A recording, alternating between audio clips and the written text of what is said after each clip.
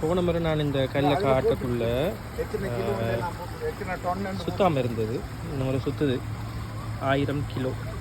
1984 ஆண்டு இருக்காங்க பாருங்க. இவ்வளோ அந்த இந்த தண்ணீரை ப்ரெஷரில் சுற்றுது. இந்த கல் குளிருது பயங்கரமாக சுற்றுது. அது சேர்ந்தான் இந்த தண்ணீரை ப்ரெஷரில் கல்லை சுற்றுது. இப்போ நீங்கள் பார்த்து கொண்டிருக்கிறது ஒரு கருங்கல். இது வந்து தண்ணி வந்து எல்லாம் இங்கே கீழே பக்கத்தாலெல்லாம் இந்த தண்ணி வரும் சம்மர் டைமில்.